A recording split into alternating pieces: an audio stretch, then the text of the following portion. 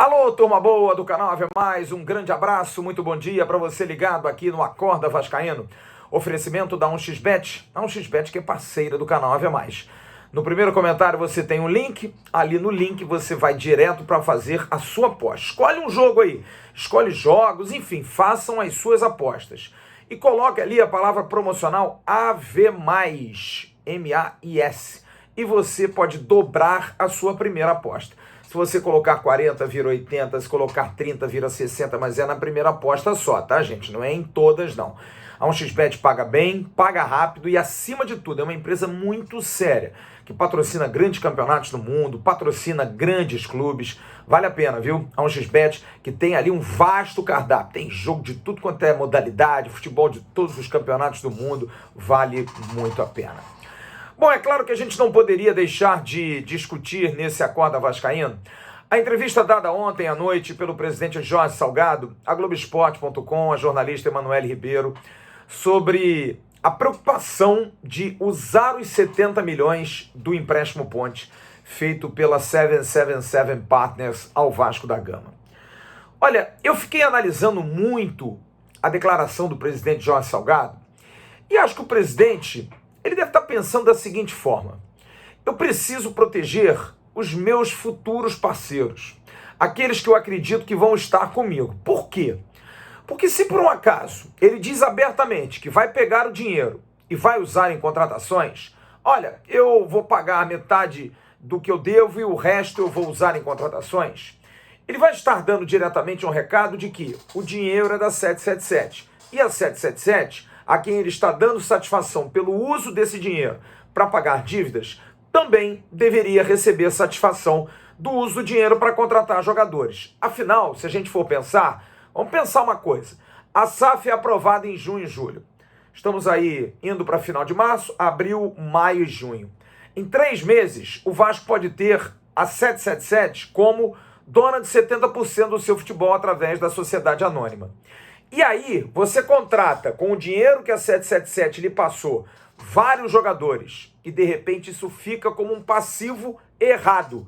Porque você pode contratar jogador ruim, você pode contratar jogador a rodo, pode contratar muito mais quantidade do que qualidade. É claro que a 777 colocou à disposição do Vasco os scouts dela, aqueles que fazem levantamento de mercado, mapeamento de mercado. É claro que isso é muito importante, porque bem ou mal é o olho da 777 já ali dentro. É uma cordialidade, é a maneira da 777 dizer: olha, eu não posso te liberar mais dinheiro, você tem meu dinheiro aí, você faça o que quiser com ele. Mas pelo menos eu vou te dar boas oportunidades de negócio no meio. E com o dinheiro que vocês já têm, talvez vocês possam contratar esses jogadores. É mais ou menos por aí. Mas é claro que para o torcedor fica uma dúvida.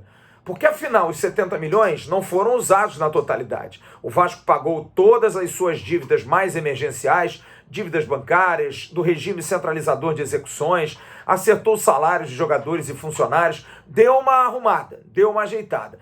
E sobrou uma grana, que entra aí no fluxo de caixa para poder manter o ano razoável. É bom lembrar que o Vasco entra com um buraco já de 120 milhões. 73 milhões já cobertos por esse dinheiro, e há uma previsão de, em vendendo um jogador no meio do ano, na janela, que começa em julho e vai até agosto, pelo menos cobrir parte desses 50 milhões. O que particularmente acho muito difícil. Não vejo nenhum jogador jovem do Vasco hoje em condição de cobrir com uma proposta esse valor. Então, o Vasco fica nessa preocupação através de parte da sua diretoria.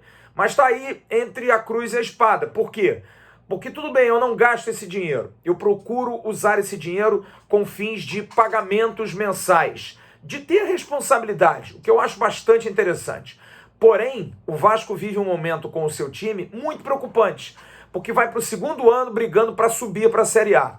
E demonstrou em 2 meses de trabalho que não tem uma equipe confiável, porque perdeu para a Juazeirense no Campeonato da Copa do Brasil e foi eliminado na semifinal do Campeonato Carioca, perdendo 3 vezes para o Flamengo, não ganhando nenhum clássico. Então, esses aspectos também aterrorizam, porque o Vasco está há quase 15 dias da estreia no Campeonato Brasileiro da Série B e ninguém confia que esse time possa estar entre os 4. Apesar dos demais não estarem bem, mas que se danem os demais. O importante é o Vasco dar certeza, dar garantia.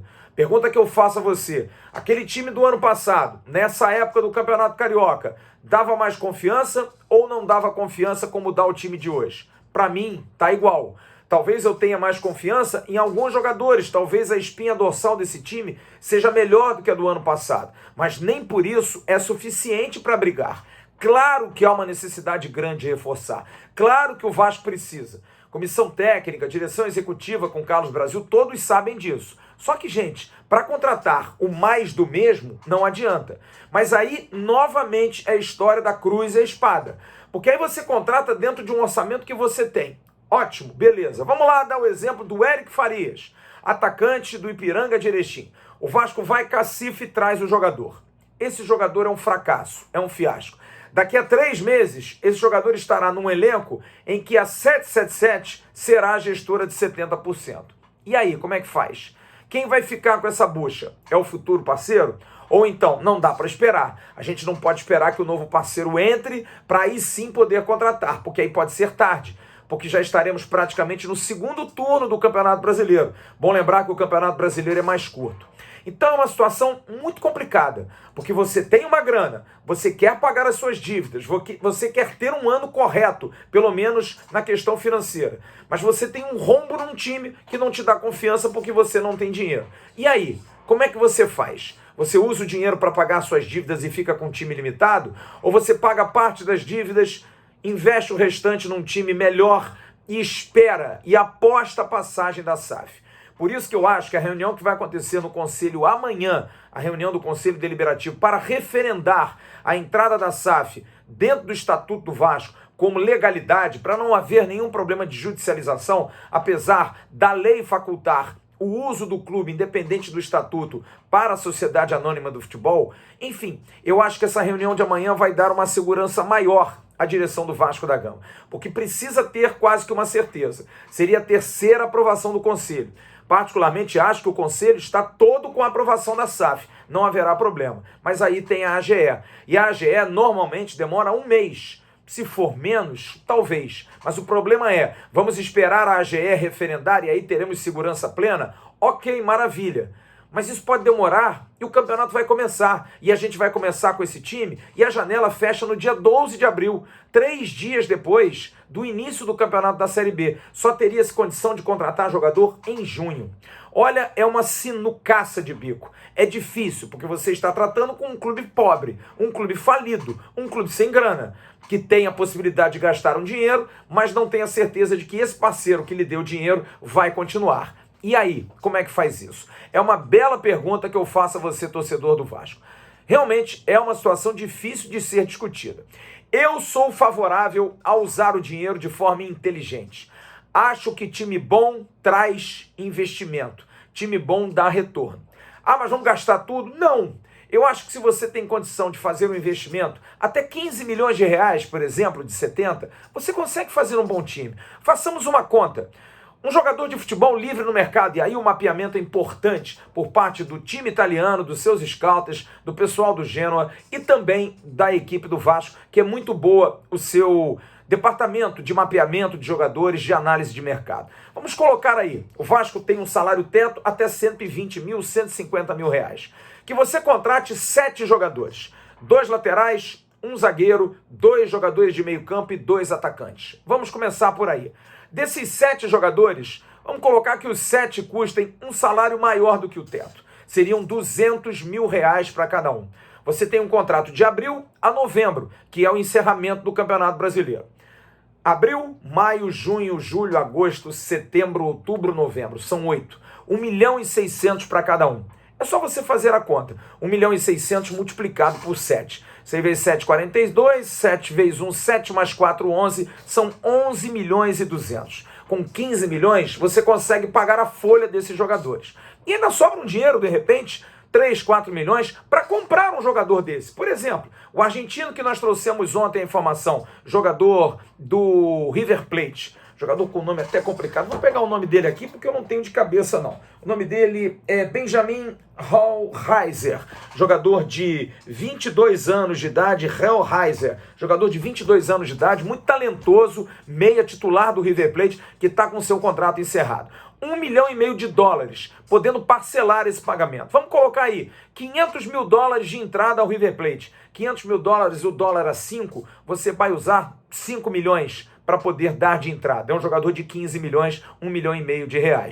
5 milhões, ficando com um percentual, de repente 70%, não comprando todo, você tem 1 milhão ainda para pagar de dólares. Bota no segundo semestre, aposta que a SAF vai passar. Aí vale a pena. Se o jogador for muito bom, você ainda tem caixa para fazer um pagamento. Porque um jogador desse retorna em investimento. Você gastou 15 milhões num jogador, contratou-o por 1,5 milhão, e esse jogador pode valer daqui a um ano, na janela do ano que vem, na janela do meio do ano, você pode vendê-lo por muito mais. Então, talvez dê, em cima disso, dessa engenharia financeira, você não gastar os 70, mas gastar parte de forma inteligente. Mas apostando acima de tudo, na indicação dos scouts, na indicação daqueles que trabalham com isso, na ciência, na tecnologia de análise de desempenho dos atletas para não errar. O Vasco não pode errar. O que não pode é não deixar de contratar. Eu até entendo um pouco o presidente Jorge Salgado, apesar de que a declaração dele é muito antipopular. É broxante, digamos assim. Não, a gente não vai usar o dinheiro e agora é tudo responsabilidade do Vasco. Bom, a gente já sabia disso. Segunda-feira nós falamos na live lá no canal Atenção Vascaínos que tudo que for feito a partir de agora, inclusive o uso do dinheiro, de que forma vai ser feito, vai ser responsabilidade do Vasco da Gama. Porém, não dá para dizer que não vai contratar. Que vai contratar e se contratar jogadores do nível que o Vasco está contratando. Há sim necessidade de um bom mapeamento, de buscar bons jogadores, boas oportunidades de negócio, e aí talvez com um pouco desse dinheiro, como foi divulgado, de 3 a 7, talvez a 10, a 11, você consiga fazer um bom time. Provei aqui que talvez jogadores livres, jogadores bons de mercado, talvez aceitem jogar no Brasil, ganhando entre 150 e 200 mil, você consegue fazer contratações de jogadores. O teto é 120 e o time está assim, contratar 150 e 200 é contratar muitos craques. É isso, vamos esperar, porque a gente vai atrás da notícia, saber como é que o Vasco vai se desenrolar a respeito disso para poder reforçar o seu elenco. Grande abraço! Até logo mais no AVNews. Daqui a pouco tem um Bom Dia Gigante com o Emerson Rocha. À tarde, lá no canal Atenção Vascaínos, vai ter a Jéssica Dias com o Boletim AV. Eu volto aqui no AV+, com o Esquenta do News, para a noite, a partir de 10h30, a gente entrar com todas as notícias do dia Cruz Maltino. Grande abraço, um ótimo dia a todos. Tchau, turma.